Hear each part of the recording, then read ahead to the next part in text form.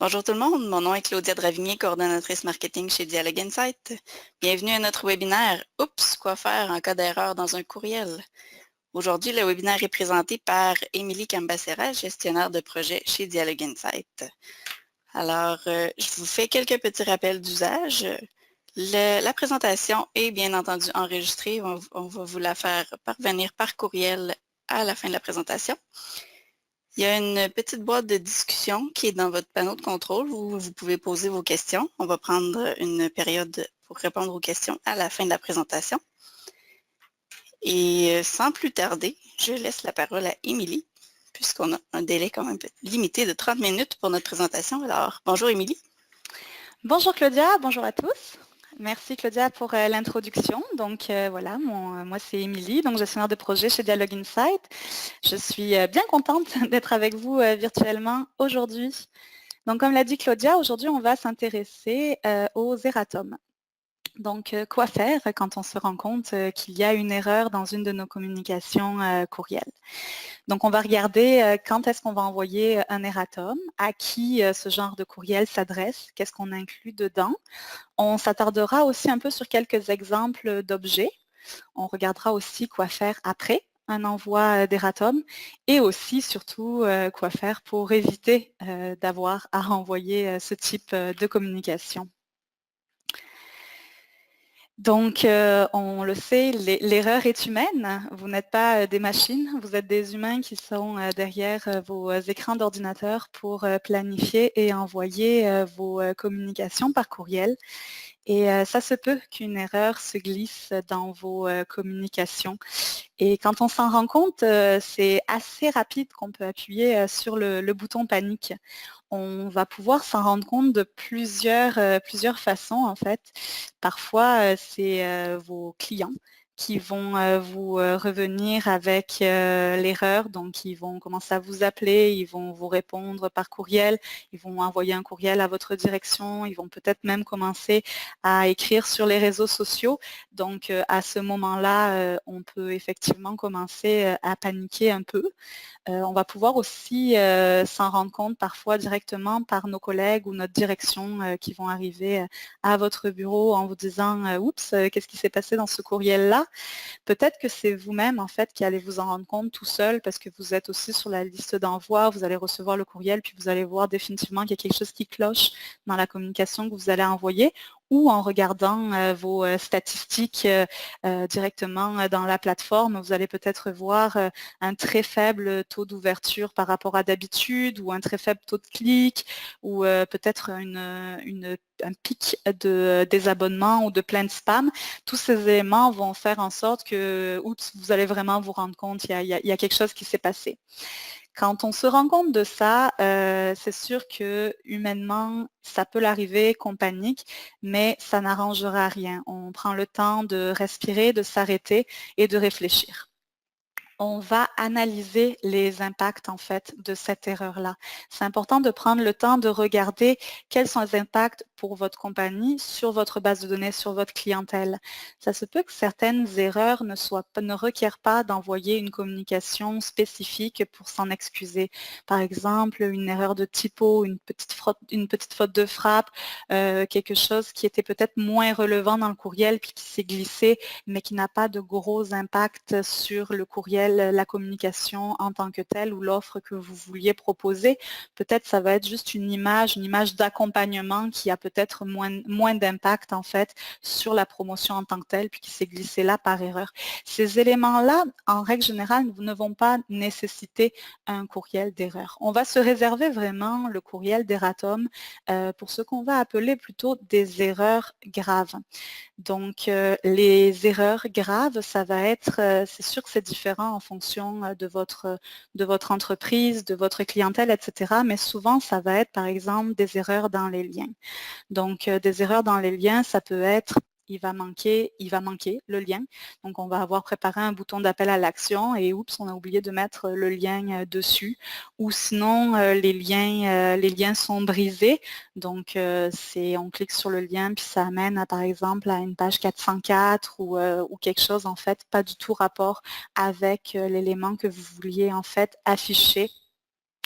Ça peut être des erreurs dans l'information critique, dans le contenu de votre infolettre. Donc, par exemple, une promotion, puis vous vous trompez de date, ou un événement et vous vous trompez de lieu puis d'heure. La promotion, vous affichez la promotion, par exemple, de l'automne, alors que vous vouliez displayer la promotion de l'été. Ça peut être aussi une erreur de prix. Un item en particulier va être annoncé à un prix qui n'est pas du tout le bon prix qui était supposé être affiché. Donc ces erreurs-là sont effectivement plus critiques. On a aussi comme erreur qui peut arriver parfois, ça va être le groupe de contact. Donc on va avoir notre communication est parfaite, tout est prêt, mais au moment de l'envoi, on se trompe de groupe en fait pour l'envoyer. Donc ça peut être au niveau de la langue. Par exemple, on a préparé notre communication en anglais et on l'envoie à notre segment en français. Ou ça peut être un problème de ciblage. Donc, on a vraiment préparé spécifiquement un type de communication vraiment précis sur un élément en fonction d'une segmentation précise de nos clients parce qu'ils ont acheté tel item, on va leur envoyer telle promotion et oups, on se trompe puis on l'envoie par exemple à toute notre base de données francophone. Donc, la majorité des contacts qui vont recevoir ça ne comprendront même pas de quoi on parle. Donc, ça, c'est ce qu'on considère des erreurs effectivement plus graves et qui vont effectivement nécessiter un réajustement de tir. Donc, souvent, la communication erratum. Une fois que justement on a pris le temps donc d'analyser et de vérifier qu'est-ce qui justifiait l'erratum ou non, le plus tôt possible pour envoyer ce courriel-là, c'est le plus conseillé. Pourquoi? Parce qu'on veut éviter de laisser traîner dans les boîtes courriels de nos contacts une information erronée. Donc, on va essayer de réajuster le tir le plus rapidement possible, mais il va être important et très important de prendre le temps de bien tester avant de renvoyer le courriel d'erratum. Ça ne serait pas le temps de faire une deuxième erreur consécutive.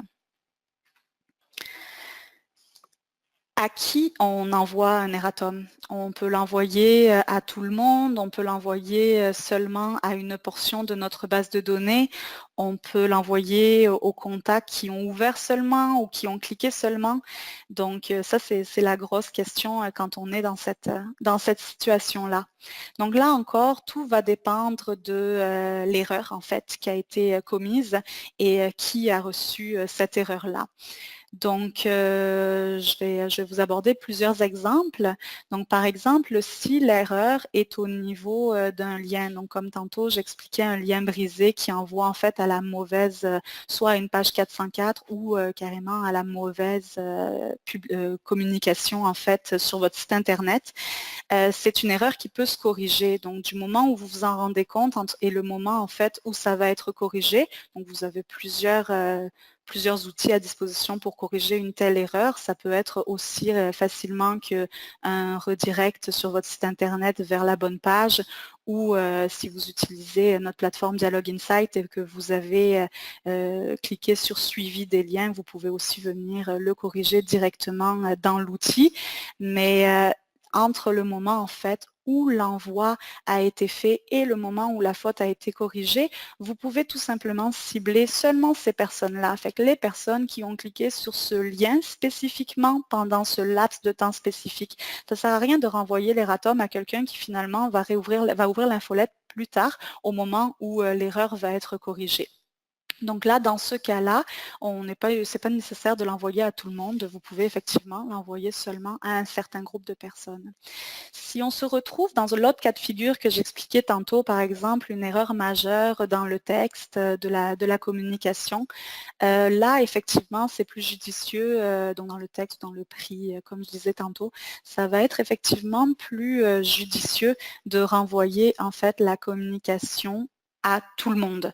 Parce que vous ne pouvez pas vous permettre de dire je vais l'envoyer par exemple seulement à ceux qui ont ouvert l'infolettre. Vous n'êtes pas à l'abri qu'un peu plus tard, quelqu'un qui ne l'avait pas ouvert au moment de votre renvoi d'erratum ouvre la première infolettre et ne voit pas du coup la communication, la deuxième communication.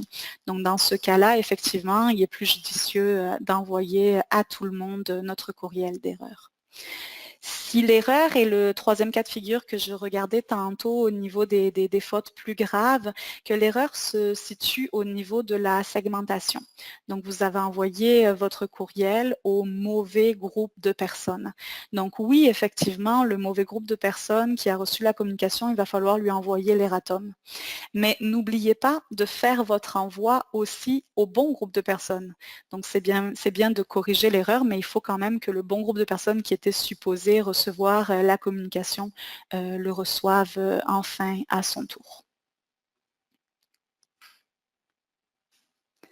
Qu'est-ce qu'on inclut en fait dans un message d'erreur? Donc, dans un message d'erreur, en fait, effectivement, il va falloir avoir une petite formule d'excuse. Donc, soyez transparent avec vos clients. N'essayez pas de cacher votre erreur ou de justifier votre erreur par X raisons. Soyez transparent. Oups, on a fait une erreur, excusez-nous, l'erreur est humaine. Ne dramatisez pas la situation. Juste une petite formule d'excuse va faire amplement le travail.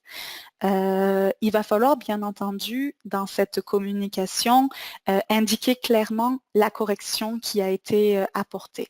Donc, si vous n'avez pas à votre disposition une équipe qui va pouvoir vous faire un visuel, par exemple, spécifique pour le courriel d'erreur ou qui va pouvoir retravailler, par exemple, les images ou le contenu directement dans l'infolettre, vous pouvez utiliser le petit texte d'en-tête. En fait, c'est un petit texte qui va se mettre au-dessus de l'infolettre et qui peut être tout à fait approprié, en fait, à afficher votre petit contenu d'erreur. Donc, on indique clairement, si par exemple on s'était trompé sur la date de l'événement, on dit bon ben on vous a indiqué que c'était samedi, puis finalement c'est vendredi. Et si vous aviez une erreur par exemple dans le prix, vous pouvez l'indiquer ici. Et bien entendu, idéalement, dans le courriel, là où il y avait l'erreur, on la remplace. Pourquoi habituellement on essaye d'indiquer clairement qu'est-ce que la correction a été apportée? C'est parce que si on renvoie exactement le même courriel avec juste, par exemple, le prix qui a changé, le contact qui va recevoir va devoir relire toute l'infolette pour trouver où était l'erreur. Donc, on l'aide un peu en lui disant qu'est-ce qui était en erreur et puis qu'est-ce qui est corrigé en fait maintenant.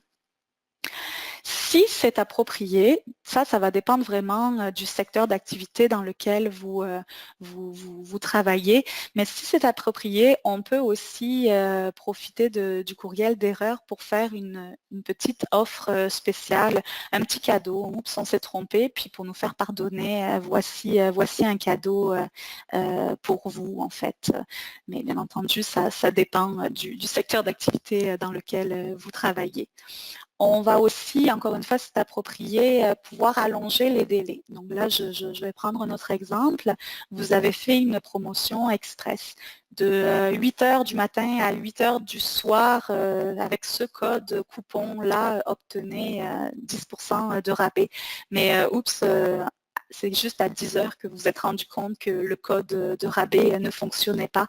Donc, votre contact a perdu 2 heures sur le délai, en fait, qui lui était attribué pour faire son achat.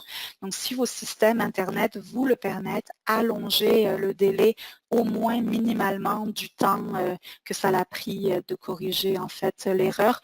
Vos clients ne l'apprécieront que plus et ça va permettre d'enregistrer quand même le nombre de ventes ou d'inscriptions, si c'était une inscription par exemple à un webinaire ou une conférence que vous escomptiez.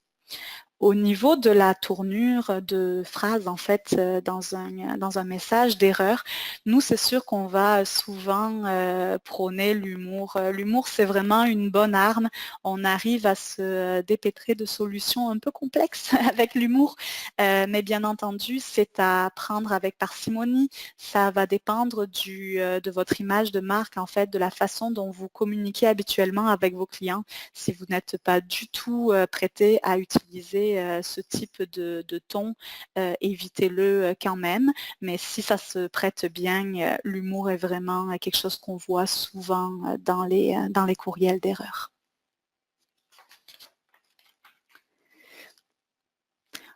On vous a préparé ici quelques exemples d'objets en fait que vous pouvez utiliser quand il arrive en fait une erreur.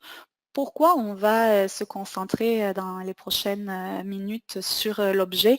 C'est parce que vous pouvez faire la communication d'erreur la plus pertinente, la plus humoristique, la plus belle, la mieux structurée. Vous pouvez mettre le code coupon cadeau pour vos clients le plus intéressant. Si le contact n'ouvre pas votre courriel d'erreur, ça n'aura servi à rien. Donc, on va prendre quelques minutes de plus quand on va prévoir de la communication Eratom pour justement trouver le sujet qui va faire en sorte que votre client, en fait, ouvre le courriel et découvre votre message d'excuse. Au niveau de l'objet aussi, ce que je voudrais rajouter, c'est que le contact qui va recevoir en fait deux communications, probablement back-à-back, parce que comme je disais tantôt, on essaye de l'envoyer quand même relativement rapidement. Si on ne change pas l'objet ou qu'on ne met pas clairement qu'est-ce que le courriel en fait va afficher, le contact va peut-être tout simplement penser que c'est une erreur d'envoi puis qu'il a reçu deux fois le même courriel. Donc, on ne veut pas ça. Donc, on va vraiment avoir un objet explicite pour le contact. Donc, on a le fameux oups. Donc, ça qui parle très bien, tout le monde comprend qu'est-ce qu'est un oups. Donc, oups, nous sommes trompés ou oups, voici une offre pour nous faire pardonner. Donc ça, c'est plus effectivement un timbre de voix plus direct, moins conventionnel. On va avoir aussi la possibilité d'écrire « personne n'est parfait » ou encore « l'erreur est humaine » ou « oh, une erreur s'est glissée dans notre précédent courriel ». Donc c'est vraiment une communication, c'est vraiment un style d'écriture plus humain, vraiment plus direct en fait. On va pouvoir utiliser aussi un ton en fait beaucoup plus standard en fait, puis classique. Donc par exemple, afficher directement dans l'objet où qu'est-ce qui a été corrigé en fait. Donc par exemple, si c'était un événement puis que vous l'aviez annoncé le dimanche, ben, dans votre objet, vous mettez correction de date pour l'événement X, puis on va savoir que ben non, effectivement, c'est que c'était pas dimanche, donc on va ouvrir le courriel pour voir la nouvelle date. Quelque chose de très conventionnel qu'on voit souvent dans l'industrie va être tout simplement de garder l'objet original, mais de venir en fait y accoler devant, soit avec un tiret, soit avec des parenthèses, soit avec des braquettes, le mot correction ou même le mot latin erratum, c'est vraiment quelque chose qu'on voit quand même régulièrement. Et puis après, ça peut être aussi tout simplement toutes nos excuses où nous sommes vraiment désolés. Ce genre de sujet-là a vraiment un taux d'ouverture fort parce qu'on n'explique pas qu'est-ce qui se passe. Donc, le client va se dire « Oh, toutes nos excuses pourquoi? Parce que peut-être qu'il n'avait même pas ouvert le courriel précédent et il va peut-être être plus à même d'ouvrir le courriel quand il va voir ce type de sujet. Une fois que nos communications sont faites, notre communication est faite, pensez que le sujet est fait puis que l'envoi est parti à notre bon groupe de personnes, arrêtons-nous pas là. Regardons et analysons les statistiques. Parce qu'une fois que c'est envoyé, en fait, on va vérifier le taux d'ouverture, le taux de clic. Est-ce qu'il y a eu un pic de désabonnement ou de plainte spam suite à cette deuxième communication qui aura été envoyée quand même dans un laps de temps plus court. Donc, on peut aller aussi plus loin. Si vous avez mis une promotion rattachée à ça ou si c'était une communication transactionnelle, venez regarder aussi les ventes rattachées à cette communication-là. Pourquoi en fait on va analyser ces éléments-là? C'est parce que ça va vous permettre de voir si votre courriel d'erreur a été perçu comme il faut par votre clientèle ou peut-être a été perçu totalement de façon neutre aussi, mais pas de façon négative. Parce que ça va vous permettre en fait de réajuster si jamais, ou devrais-je dire quand, il y aura une autre erreur. Ça va vous permettre vraiment de voir habituellement notre clientèle réagit de cette manière-là, donc on va plutôt y aller comme ça. Donc on prend des notes puis on garde pour les prochaines erreurs s'il y en a. Aussi, les erreurs, c'est sûr que ça arrive. Si ça vous est encore jamais arrivé, c'est vraiment super, mais ça se peut que ça vous arrive dans votre carrière de faire une erreur dans vos communications. Transformez-les donc en opportunités. Ça peut être une opportunité financière, comme je disais tantôt, avec un code coupon, peut-être que vos clients vont être plus à même à acheter, mais ça peut aussi avoir tout à fait une opportunité en fait d'engagement. Votre contact qui va recevoir ce courriel va vraiment réaliser que, OK, il y a vraiment un humain derrière qui me parle, là, il y a vraiment quelqu'un qui envoie l'infolettre puis qui fait aussi des erreurs comme tous les humains. Donc peut-être qu'il va y avoir un plus fort engagement, le contact va peut-être regarder avec plus d'attention vos prochaines communications, tout au moins poursuivre si vous ne faites pas d'autres erreurs. Donc, à travers cette première partie de présentation, nous avons regardé quoi faire en cas d'erreur, qu'est-ce qu'on a envoyé, à qui on l'a envoyé, et puis qu'est-ce qu'on mettait surtout dans nos courriels. Mais je vais prendre les quelques dernières minutes de notre présentation pour vous faire un petit rappel sur les bonnes pratiques de test pour éviter justement d'avoir à envoyer ce type de courriel. Donc, bien entendu, on vérifie plusieurs points. On va vérifier les boutons d'appel à l'action. Donc, on vérifie qu'ils sont clairement explicites, que les liens marchent, qu'ils envoient à la bonne place. Les liens, ce n'est pas seulement sur les boutons d'appel à l'action. Vous allez en avoir partout dans votre courriel. Vous allez en avoir dans le contenu. Vous allez en avoir sur les images, dans le footer. Vérifiez tous les liens. Est-ce qu'ils amènent exactement à la place que vous souhaitiez? Est-ce qu'ils sont dans les bonnes langues, etc. On va vérifier aussi les textes, bien entendu. Donc, le texte, ce n'est pas simplement le contenu, ça va aussi être l'objet, l'entête, si vous avez une pré-entête aussi. Donc, on vérifie, on s'assure qu'on a le bon timbre de communication, qu'on est en train de parler de la bonne affaire, qu'on est dans la bonne langue, etc. On va vérifier bien entendu les images. Est-ce qu'elles sont relevantes? Est-ce qu'elles ont rapport avec notre communication en cours? Est-ce qu'on n'est pas en train de mettre les images, par exemple, de la promotion d'hiver alors qu'on est en plein été? Donc on prend le temps de les revérifier. On repasse la présentation et bien entendu l'orthographe. Comme je disais tantôt, la cible, très important, on vérifie qu'on est en train de cibler les bonnes langues, qu'on a fait les bonnes inclusions et qu'on a fait les bonnes exclusions si d'exclusions il y a. Très relié à ça, on a les personnalisations. La personnalisation, ça peut être aussi simple que bonjour madame, nom de famille, plutôt que bonjour madame, prénom. Donc on vérifie à ce niveau-là et on peut vérifier dépendamment de ce que vous utilisez dans vos communications, mais on a les affichages conditionnels qui se font vraiment sur un type de champ en particulier. Donc on vérifie définitivement les critères et les clauses qui sont rattachés à votre paragraphe. On vérifie qu'on a bien un fallback de personnalisation pour les contacts qui n'ont pas de personnalisation disponible dans leur fiche contact. Donc, on vérifie tous ces éléments-là, idéalement avec plusieurs listes de courriels test. Et bien entendu, vous le savez, vous avez dû le constater dans vos dernières communications, le taux d'ouverture sur mobile est de plus en plus haut. Donc, on vérifie que notre courriel s'affiche aussi bien sur mobile que sur desktop, qu'aucune image ne va être brisée sur mobile, que les textes s'affichent comme il faut, sont lisibles et surtout que les boutons sont cliquables. Bien entendu, on a une liste d'autres points qu'on peut vérifier qui sont moins en lien avec ce qui nécessiterait de renvoyer un erratum, mais qui sont très importants quand même. Votre logo est-il bien là? Votre version web est-elle bien disponible?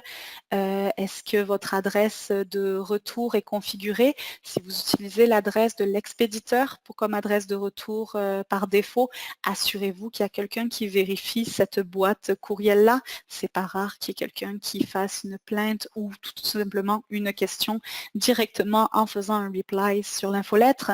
Donc, assurez-vous que cette boîte courriel est configurée et vérifier. Vérifier les textes alternatifs au niveau des images, que vos liens de mise à jour et des abonnements dans le footer sont fonctionnels et sont disponibles, vos expéditeurs autorisés, votre adresse physique aussi dans le footer et bien entendu vos codes de suivi, que ce soit tant dans la plateforme d'envoi pour avoir vos statistiques d'ouverture de clics, mais aussi si vous avez un système comme Google Analytics, assurez-vous que vos puces Google Analytics sont bien configurées. Bien entendu, si vous avez l'habitude d'assister à nos webinaires, à nos conférences ou parler avec vos gestionnaires de projet, nos mots-clés, c'est le test, tester, tester, retester. Il n'y a jamais trop de tests. C'est vraiment comme ça que vous allez éviter de faire des erreurs. Et si malgré tout une erreur se présente, apprenez-en de cette erreur et profitez pour mettre à jour vos procédures de test, vos grilles. C'est que peut-être il y a quelque chose qui n'était pas couvert dans votre procédure. Donc, on apprend de ces erreurs, puis on évite de refaire la même dans un futur proche ou éloigné. Et voilà, c'est ce qui clôt donc la présentation d'aujourd'hui sur les courriels d'erreur. Alors, ce serait, merci Émilie, c'est très intéressant. Donc, beaucoup de trucs pour que les gens évitent les erreurs le plus possible, hein, c'est ce qu'on souhaite. Donc, si vous avez des questions, c'est le moment de les poser. On va les prendre tout de suite, il nous reste quelques minutes. Donc, j'ai une question, Émilie. Tout à l'heure, tu as mentionné que tu pouvais modifier un lien une fois que le courriel était envoyé. Est-ce que c'est aussi possible de modifier une image ou du texte dans le courriel après l'envoi? Donc, au niveau des images, en fait, oui, c'est possible de redéposer l'image nommée exactement de la même façon, en fait, directement dans la librairie d'images de votre plateforme d'envoi. Néanmoins, c'est certains clients courriels, donc certaines boîtes en fait de réception vont avoir des caches. Donc, ce n'est pas quelque chose qu'il faut prendre pour acquis en se disant j'ai changé l'image, donc je ne renvoie pas de courriel d'erreur parce que vous avez certaines boîtes de réception comme par exemple Gmail qui vont garder vraiment la première image en fait dans leur cache. Donc, votre image ne va pas être updatée. Pour le texte, ça c'est absolument impossible de changer un texte une fois qu'un courriel a été envoyé. Donc pour ça, on n'aura pas le choix de rajuster le tir avec un courriel d'erreur. Merci. Est-ce qu'on a d'autres questions? Les gens sont timides, je crois. Il dit, j'ai quelqu'un ici qui dit,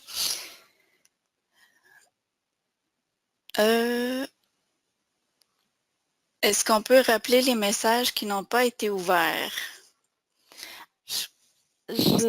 Je pense savoir de quoi il fait appel. Par exemple, dans Microsoft Outlook, quand on envoie un courriel à Outlook, on peut dire « Oups, rappelle le message » qui fait en sorte que le contact ne va pas pouvoir le voir. Avec une infolettre, ce système-là ne fonctionne pas. Donc, on ne peut pas rappeler un courriel qui n'a pas été ouvert. OK.